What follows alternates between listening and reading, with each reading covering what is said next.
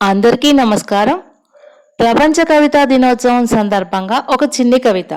అంశం కవిత్వం ఒక ప్రయాణం.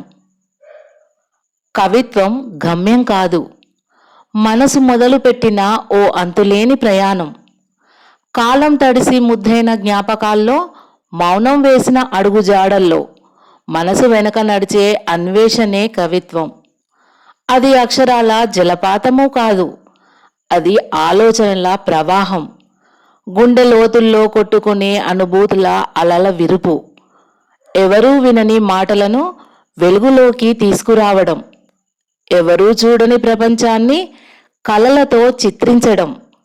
కవిత్వం కళ్ళు మూసుకుంటే కనిపించే ఓ కొత్త లోకం, కళ్ళు తెరిస్తే మార్చాలనిపించే ఓ నిజ జీవితం. అది పేజీలపై రాసిన కథ కాదు, పలకరించిన ప్రతి మనసులో ముద్ర వేసే స్పందన. నిన్నటి గాయాలను ఈరోజు గీతలుగా మార్చి రేపటి ఆశలను పదాల్లో నాటే విత్తనం. కవిత్వం అంటే ఓ ప్రశ్నలా పుడుతుంది, ఓ సమాధానంలా మిగులుతుంది. అది చదివే వారికే కాదు, చదివిన తర్వాత మారిపోయే మనిషికే చెందింది. అందుకే కవిత్వం ఓ పద్యం కాదు, మనసు చేసే నిశ్శబ్ద విప్లవం. మనసు చేసే నిశ్శబ్ద విప్లవం. ధన్యవాదములు.